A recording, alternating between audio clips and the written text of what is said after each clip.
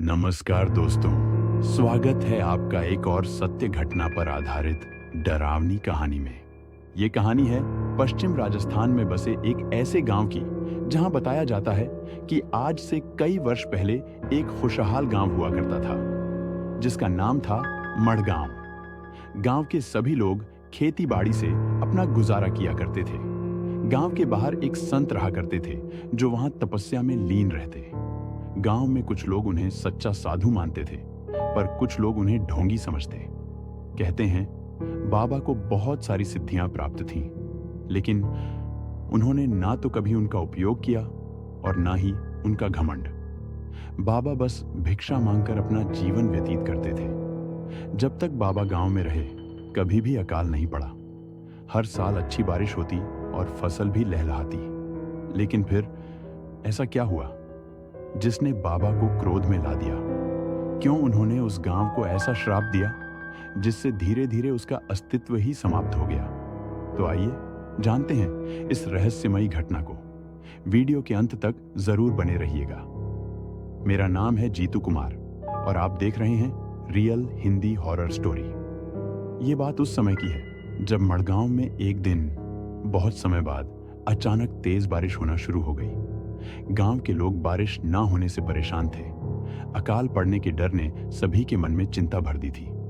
लेकिन उस दिन अचानक आई बारिश ने सभी को चौंका दिया। लोग हैरान भी थे और खुश भी, क्योंकि इस गांव में तो मौसम के समय भी बारिश नहीं होती थी। फिर आज ये कैसे?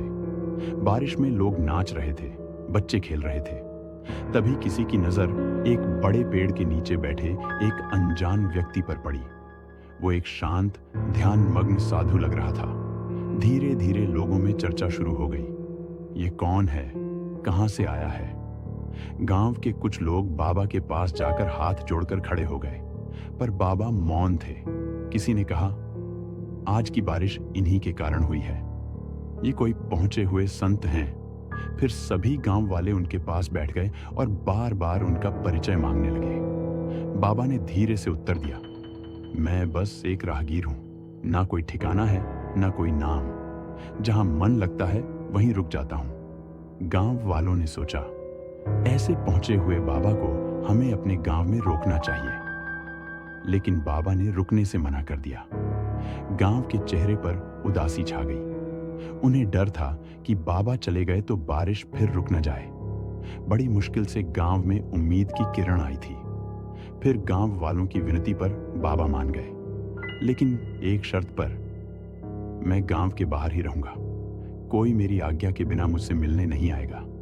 महीने में सिर्फ एक बार मैं गांव में आऊंगा और भिक्षा लेकर चला जाऊंगा। गांव वालों ने यह शर्त मान ली। समय बीतता गया। गांव में सुख शांति लौट आई। हर तरफ हरियाली थी, फसलें लहलहा रही थीं। एक दिन बाबा ने सभी गांव वालों को एक जगह इकट्ठा होने का आदेश दिया। सभी हैरान थे। आखिर बाबा ने हमें क्यों बुलाया है? बाबा फिर उसी पेड़ के नीचे ध्यान मग्न बैठे थे। कुछ देर बाद उन्होंने अपनी आंखें खोली, लेकिन वो चुप थे। तभी एक व्यक्ति ने पूछा, बाबा, ऐसा क्या हुआ है? कोई आपदा आने वाली है क्या? बाबा ने धीरे से कहा, मेरा यहां से जाने का समय आ गया है। अब मैं समाधि लेने जा रहा हूं। सुनते ही गांव वालों के पैरों तले जमीन खिसक गई। हर आंख नम हो गई। लोगों ने उन्हें रोकने की विनती की, पर बाबा बोले, यह मेरे भाग्य में लिखा था। लेकिन चिंता मत करो, मेरा आशीर्वाद हमेशा तुम्हारे साथ रहेगा। बाबा ने एक चेतावनी भी दी, ध्यान रखना, मेरी समाधि के बाद 3 महीने तक कोई भी वहां न जाए। यदि मेरी आज्ञा का पालन किया गया तो सबका कल्याण होगा। और उस दिन बाबा ने समाधि ले ली। समय बीतता गया।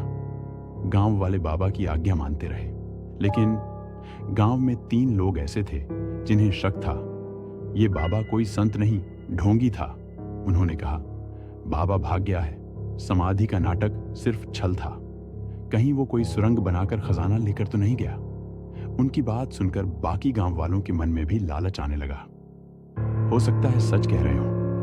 और उस रात लालच में अंधे होकर सभी गांव वाले बाबा की समाधि के पास पहुंच गए। फावड़े लेकर खुदाई शुरू कर दी। जैसे ही खुदाई शुरू हुई, आसमान में अंधेरा छा गया। तेज बारिश शुरू हो गई, बिजली कड़कने लगी, पर लालच का अंधापन उन्हें नहीं रोक पाया। वो खोदते गए, लेकिन वहां कुछ नहीं मिला। अब उन्हें एहसास हुआ, हमने भारी भूल की है। तभी एक तेज बिजली चमकी और आकाशवाणी हुई, अब होगा विनाश। उस दिन के बाद गांव में भुखमरी, बीमारियां और मौत का तांडव शुरू हो गया। गांव एक एक कर खत्म होता गया और फिर मडगांव का नामो निशान मिट गया। तो दोस्तों, क्या ये बस एक कल्पित कहानी है या सच? अपनी राय कमेंट बॉक्स में जरूर दें। और अगर आप भी ऐसी सत्य घटना पर आधारित डरावनी कहानियां सुनना पसंद करते हैं तो हमारे चैनल को सब्सक्राइब जरूर कर लीजिए। धन्यवाद।